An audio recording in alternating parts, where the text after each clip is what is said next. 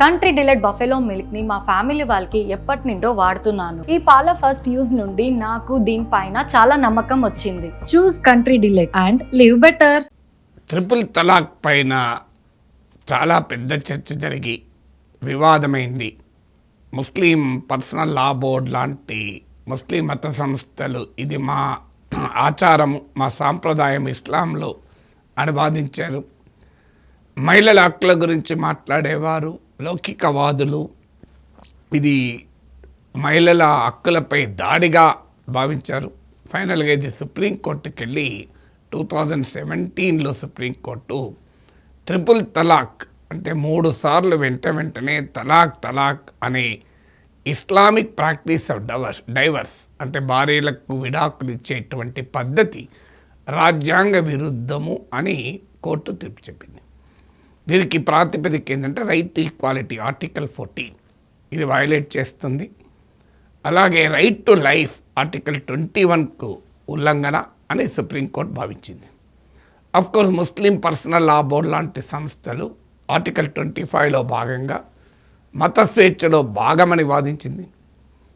అయితే ఇది essential practice of ఇస్లాంలో ఉన్న అతి ముఖ్యమైనటువంటి భాగం కాదు, ఎసెన్షియల్ రిలీజియస్ ప్రాక్టీస్ కాదు అని సుప్రీంకోర్టు భావించింది. ఆ తర్వాత పార్లమెంట్ ఏకంగా చట్టమే చేసింది ట్రిపుల్ తలాక్ను క్రిమినలైజ్ చేస్తూ. ఇప్పుడు మరో రకమైన తలాక్ సుప్రీంకోర్టు ముందుకు వచ్చింది. దీన్ని తలాకి అసన్ అంటారు. తలాకి అసన్కు ట్రిపుల్ తలాక్ ఉన్న తేడా ఏంటి? ఇది చెప్పే ముందు సుప్రీంకోర్టు ఏమందో కూడా చూద్దాం. బెనజీర్ హీనా అనే ఒక జర్నలిస్టు ఈ తలాకి అసన్ ద్వారా తన భర్త తనకు విడాకులు ఇచ్చాడని చెప్తున్నాడు. ఇది అన్యాయము అని కోర్టుకెళ్ళింది. కోర్టు ఆమె ధైర్యాన్ని అప్రిషియేట్ చేస్తూ దీనిపైన చాలా సీరియస్ వ్యాఖ్యలు చేసింది. అసలు ఇది ఏ రకమైన రిలీజియస్ ప్రాక్టీస్ అని భర్త నిందితుడి తరఫున లాయర్ ఇది మా మతంలో ఆచారం సాంప్రదాయము అంటూ వాదించాడు. సుప్రీంకోర్టు చీఫ్ జస్టిస్తో కూడిన ధర్మాసనం ప్రశ్నించింది. ఈ రకమైన వివక్షపూరితమైన ప్రాక్టీసెస్ను ఎలా మతంలో అనుమతిస్తున్నారు? ఇది right to equality, right to life, right against discrimination వీటికి విరుద్ధం కాదా అని సుప్రీంకోర్టు వాదించింది. ఏంటి అసలు తలాకి అసన్? ట్రిపుల్ తలాక్ పైన ప్రధానమైన అభ్యంతరం కొన్ని ఇస్లామిక్ రాజ్యాల్లో కూడా ట్రిపుల్ తలాక్ అనుమతించరు. ఎందుకంటే ముస్లిం మత పండితులు కూడా వాదించింది, ఖురాన్ కూడా ఇది ఎలో చేయదు. ఎందుకంటే దీంట్లో భార్యాభర్తలు విడాకులు కావాలనుకున్న తర్వాత వాళ్ళు మనసు మార్చుకోవటానికి వీలు కల్పించాలి, వారి మధ్య సయోధ్య కుదిరించేందుకు అవకాశం ఇవ్వాలి. ఇక అన్ని రకాల అవకాశాలు అంటే వివాహాన్ని నిలబెట్టేందుకు చేసిన అన్ని ప్రయత్నాలు విఫలమయ్యాకనే విడాకులు అనేది యాక్సెప్ట్ కావాలి. కానీ ట్రిపుల్ తలాక్ అందుకు అవకాశం లేదు. నీవు ఏ తొందరలో లేదా ఏ కోపంతోనో ఏ క్షణికావేశంతోనో తలాక్ అని 3 సార్లు అంటే ఆ వివాహం రద్దయిపోతుంది. సో ఇది ఏకపక్షమైంది, ఇందులో మహిళకు పాత్రే లేదు. సో కనీసం మహిళలతో సంప్రదించడం లేదు, ఏమీ లేదు, రీకన్సిలేషన్కు ప్రయత్నమే లేదు. కనుక ఇది ఖురాన్లో భాగం కాదు అని చాలామంది ఇస్లామిక్ స్కాలర్స్ కూడా వాదించారు. అఫ్కోర్స్ ముస్లిం పర్సనల్ లా బోర్డ్ ముస్లిం మత ఛాందసవాదుల పక్షాన నిలబడి ఇది మా ఇస్లామిక్ ప్రాక్టీస్ అని వాదించింది. ఏదైనా సుప్రీంకోర్టు మీకు మతపరమైన భావాలు ఉంటే ఉండవచ్చు, కానీ రాజ్యాంగ విలువలకు అవి అతీతము కాదు అని చెప్పింది. ఎందుకంటే ఎక్లియాస్టిక్ జ్యూరిస్ప్రుడెన్స్ అంటారు, అంటే మతపరమైన న్యాయ ప్రక్రియ. సుప్రీంకోర్టు భాష్యాలు, తీర్పులు ఇవన్నిటినీ ఎక్లియాస్టిక్ జ్యూరిస్ప్రుడెన్స్ అంటారు. ఇప్పటికే మతము, రాజ్యాంగము, పౌరులు వాళ్ళకుండే హక్కులు వీటిపైన ఒక స్పష్టత ఇచ్చింది. 2 సందర్భాల్లో నా మతం అంటే నడవదు. ఒకటి ప్రైమసీ ఆఫ్ పబ్లిక్ ఇంట్రెస్ట్, ప్రజా ప్రయోజనం ముందు. ఇప్పుడు సతీ సహగమనం ఎందుకు రద్దయింది? అక్కడ ప్రైవసీ ఆఫ్ పబ్లిక్ ఇంట్రెస్ట్ ఉంది. నా మతంలో ఆచారం రోడ్డు మీదనే నేను నా ప్రార్థనా స్థలం కట్టుకుంటాను, గుడినో మసీదునో ఒప్పుకుంటారా? సో అలాగే ఎసెన్షియల్ ఎలిమెంట్స్ ఆఫ్ రిలీజన్ అంటే అది మతంలో ఉన్న అతి ముఖ్యమైన అత్యవసరమైన అంశమా? దీని ఆధారంగానే ట్రిపుల్ తలాక్ జడ్జిమెంట్ సుప్రీంకోర్టు ఇచ్చింది. దీని ఆధారంగానే శబరిమల జడ్జిమెంట్ కూడా ఇచ్చింది. కేవలం ఇస్లాంకి కాదు, హిందూ మతానికి కూడా ఇలాగే అన్వయించింది. నీకు శబరిమల ఆలయంలోకి మహిళల ప్రవేశాన్ని నిషేధించేటువంటి ఆంక్షలు పెట్టేటువంటి సాంప్రదాయం మా మత సాంప్రదాయం అంటే అంగీకరించలేదు. మీ మతం కూడా హిందూ మతమే. హిందూ మతంలో ఎక్కడా ఆలయాల్లోకి మహిళల ప్రవేశం పైన నిషేధం లేదు, నియంత్రణ ఆంక్షలు లేవు గనక ఈ సాంప్రదాయము మహిళల పట్ల వివక్ష చూపడమే అని సుప్రీంకోర్టు భావించింది. కేవలం మైనారిటీ మతాల్లోనే జోక్యం చేసుకుందనుకుంటే పొరపాటు. అందువల్ల యూనిఫామ్ సివిల్ పర్సనల్ లా ఉమ్మడి పౌరస్మృతి భారతదేశంలో ఇంకా రాకపోవచ్చు, కానీ భారత రాజ్యాంగ వెలుగులో అనేక రకాల పర్సనల్ లాస్ పైన సుప్రీంకోర్టు తీర్పులు చెప్తూ వచ్చింది. అందులో భాగంగానే ట్రిపుల్ తలాక్ను రద్దు చేసింది. ఎందుకంటే ట్రిపుల్ తలాక్ ఏ రకమైన వికృత స్వభావాన్ని సంతరించుకుందో మనం చూసాం. ఇప్పుడు షైరాబాను కేసులో ఆమె చెప్పింది అదే. దుబాయ్ నుంచి భర్త ఫోన్లో తలాక్ తలాక్ తలాక్ అన్నాడు, అయిపోయింది, విడాకులు అన్నాడు. అలాగే ఇంకోరు టెక్స్ట్ మెసేజ్ పంపి, SMS పంపి, వాట్సాప్ మెసేజ్ పంపి వివాహాన్ని రద్దు చేస్తున్నారు. వివాహం అనేది ఎంత పవిత్రమైనది ఏ మతంలోనైనా. సో దాన్ని అంత సింపుల్గా రద్దు చేస్తే, అదే మహిళలు ఇస్లామిక్ పర్సనల్ లా ప్రకారం విడాకులు ఇవ్వాలంటే కులా అని ప్రాక్టీస్, అది ఎంతో లాంగ్ ప్రాసెస్, అంత ఈజీగా మహిళలకు విడాకులు దొరకవు. కానీ పురుషులు మాత్రం ఏకపక్షంగా తలాక్ 3 సార్లు ఫోన్లో అన్నా, SMS పంపినా, వాట్సాప్ పంపినా అయిపోయాయి, వెంటనే వివాహం రద్దు అయిపోతుంది. కొన్నిసార్లు క్షణికావేశనలు కూడా అనవచ్చు, తొందరపాట్లు అనవచ్చు, మిస్అండర్స్టాండింగ్లు అనవచ్చు. సో దానికి వివాహం రద్దు కాకూడదు కదా. అందుకే ఇస్లామిక్ లాలో ఉన్న ఈ ప్రాక్టీస్ తలాకి అసన్. ఈ ప్రాక్టీస్ ఏంటంటే బిట్వీన్ ఎవ్రీ తలాక్ there would be 1 month period. అది కూడా 1 month ఏంటంటే మెన్స్ట్రువల్ సైకిల్. అండ్ ఒక మెన్స్ట్రువల్ సైకిల్ అనేది ఆ పీరియడ్ ఉండాలి అని. సో 1 month ఫస్ట్ మంత్లో తలాక్ అంటాడు. తలాక్ అని లిఖితపూర్వకంగా సంతకం చేసి ఇవ్వాలి అనడం కాదు. ఇచ్చిన తర్వాత అది వెంటనే వివాహం రద్దు కాదు. సో రెండవసారి సెకండ్ మంత్ అంటే ఒక 1 menstrual సైకిల్ తర్వాత సెకండ్ మంత్ మళ్ళీ తలాక్ అన్నా, ఈలోగా వాళ్ళ మధ్య చర్చలు జరిగో, అవగాహన వచ్చో, భర్త మారో, తాను లేదు కలిసి ఉండాలి అనుకుంటే కలిసి ఉండొచ్చు, ఇబ్బంది ఏమీ లేదు. నువ్వు తలాక్ ఆల్రెడీ అన్నావు కదా అన్నది వ్యాలిడే కాదు. రెండోసారి తర్వాత తలాక్ అన్నాక కూడా ఇక లేదు మేము కలిసి ఉంటాం, మా మనసు మారింది అనుకుంటే ఇబ్బంది ఏమీ లేదు. ఆ 2 సార్లు తలాక్ అని రాసిచ్చి లిఖితపూర్వక రాసిచ్చినా కూడా వివాహం రద్దు కాదు.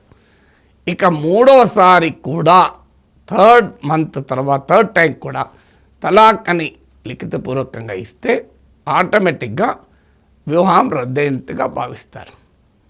ఇప్పుడు ఈ తలాకి అసన్ ప్రాక్టీస్ ఎక్కడి దాకా వెళ్ళిందంటే, పురుషుడు తాను సంతకం పెట్టకుండా, తాను పర్సనల్గా ఎలాంటి భార్య ముందు కలవకుండా, చెప్పకుండా విడాకుల నోటీస్ లాగా, విడాకుల నోటీస్ అన్న కనీసం సిగ్నేచర్ ఉంటుంది, లాయర్కు అధికారం ఇచ్చేస్తాడు, నా తరఫున నీవు నా భార్యకు తలాక్ పంపి అని. సో లాయరు 3 సార్లు ఎవ్రీ మంత్ గ్యాప్ తర్వాత పంపించేశాడు అనుకోండి, ఇది క్లరికల్ ప్రాసెస్కు మార్చేశారు దీన్ని. ఇది purely clerical. So 3 lawyer office వాళ్ళు ఓ డేట్ చూసుకొని మళ్ళీ ఒక 4 రోజులు అయినాక సెకండ్ టైం తలాక్ నోటీస్ పంపుతారు, థర్డ్ టైం తలాక్ నోటీస్ పంపుతారు. తర్వాత అది ఆటోమేటిక్గా ఏకపక్షంగా మహిళా వాదన వినాల్సిన అవసరం లేదు, ఇద్దరిని కలపడానికి ప్రయత్నము చేయాల్సిన అవసరం లేదు. సింపుల్గా మ్యారేజ్ ఈజ్ డిజాల్వ్ అని చెప్పేసి భర్త వేరే పెళ్లి చేసేసుకుంటాడు. ఇప్పుడు బెనజీర్ హీనా అనే జర్నలిస్ట్ విషయంలో అదే జరిగింది. 3 సార్లు లాయర్ ద్వారా నోటీస్ పంపాడు, తర్వాత ఇంకో పెళ్లి చేసేసుకున్నాడు. కానీ ఆ మహిళ మాత్రం అనేక ఇబ్బందులు పడాల్సి వస్తుంది. నజరీన్ నిషా అనే ఒక ఇంకో పిటిషనర్ సుప్రీంకోర్టు చెప్పాడు. సో ఈ 3 సార్లు నోటీస్ ఇచ్చి ఏకపక్షంగా రద్దనేసి అంటున్నారు. కానీ అది ఒక వ్యాలిడ్ డైవర్స్ డాక్యుమెంట్ కాకపోవడం వల్ల పిల్లల అడ్మిషన్లో ప్రాబ్లం అవుతుంది, పాస్పోర్ట్ తీసుకోవాలంటే ప్రాబ్లం అవుతుంది, చాలా వాటికి సమస్య వస్తుంది అనేది ఆమె చెప్పింది. సో ఇక్కడ క్వశ్చన్ ఏమొస్తుందంటే, can a petitioner outsource talaq, అంటే మ్యారేజ్ విడాకుల్ని కూడా అవుట్సోర్స్ చేయొచ్చా? అంటే తన సంతకం లేకుండా, తన భార్యను తాను కలవకుండా, ఎలాంటిది లేకుండా లాయర్ క్లరికల్గా 3 సార్లు నోటీసులు పంపించేస్తే వివాహం రద్దు చేయడం ఏంటి? సుప్రీంకోర్టు అదే అడిగింది. భర్త తరఫున ఇంకో వ్యక్తి థర్డ్ పార్టీ ఎట్లా ఇస్తారు నోటీస్ అని? థర్డ్ పార్టీ నోటీస్ ఇవ్వడానికి ఇదేమీ సివిల్ క్రైమ్ కాదు, పర్సనల్ ఇష్యూ. ఇది పెళ్ళి, వివాహము, పిల్లలు, భార్య భవిష్యత్తు, పిల్లల భవిష్యత్తు, కుటుంబాలు, 2 కుటుంబాలు, అనేక అంశాలు ఇమిడి ఉన్నాయి. ఇదేమో ఆస్తిపాస్తుల వ్యవహారం కాదు. ఇప్పుడు ఏదో ల్యాండ్ మీద పేచి ఉంది, నోటీస్ ఇచ్చాడంటే అర్థం ఉంది. ఇది ఎక్కడిది అన్యాయం అని చెప్పి సుప్రీంకోర్టు ఆశ్చర్యాన్ని వ్యక్తం చేసింది. సో అందువల్ల తలాక్కి హసన్ ఒక సదుద్దేశంతో పెట్టారు. ఎందుకు పెట్టారు? ట్రిపుల్ తలాక్తో పోలిస్తే తలాక్కి హుస్సేన్ చాలా ప్రోగ్రెసివ్, చాలా బెటర్. ఎందుకంటే 3 నెలల వ్యవధి ఉంటుంది. ఈలోగా పెద్ద మనుషులు ఇన్వాల్వ్ కావచ్చు, అటు ఇటు కుటుంబాలు ఇన్వాల్వ్ కావచ్చు, ఫ్రెండ్స్ ఇన్వాల్వ్ కావచ్చు, భార్యాభర్తలు మాట్లాడుకోవచ్చు, తమ వివాదాలను రిజాల్వ్ చేసుకోవచ్చు, తొందరపాటు లేకుండా ఆలోచన రావచ్చు, మార్పు రావచ్చు, ఎవరి మనిషి అయినా కదా. ఆ రీకన్సిలియేషన్ అంటే డైవర్స్లో ఒక ముఖ్యమైనది. ఇప్పుడు కూడా లా ఏం చెప్తుంది అంటే, వివాహం అనేది విడగొట్టాలని లా చూడదు.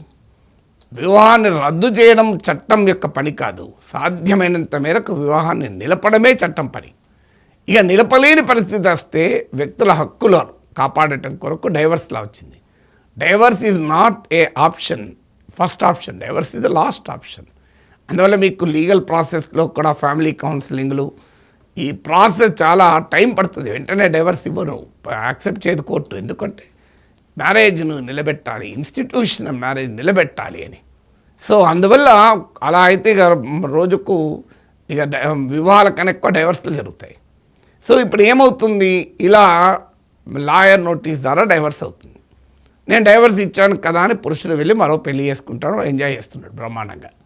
కానీ స్త్రీకి ఏమవుతుంది, మళ్ళీ పెళ్లి చేసుకోవాలి అనుకుంటే ఆ పాత భర్తతో నువ్వు విడాకులు తీసుకున్నావా? ఏ ప్రూఫ్ లేదు, లాయర్ నోటీస్ తప్ప.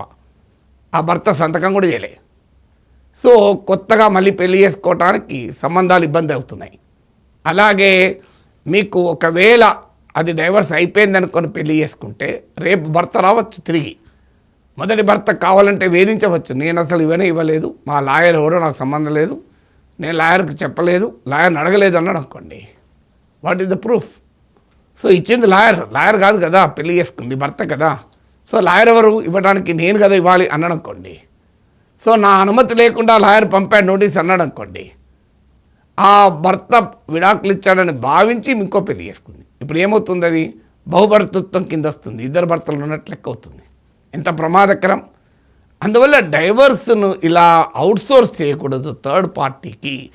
మీ తరఫున మీ లాయర్ ఇవ్వడం కాదు అని దీనిపైన మేము విచారణ చేపడతామని చెప్పి పిటిషన్ యాక్సెప్ట్ చేసింది సుప్రీంకోర్టు. తలాఖీ హసన్ ప్రాక్టీస్ అయితే తలాఖీ హసన్నే తప్పని అనలేదు సుప్రీంకోర్టు.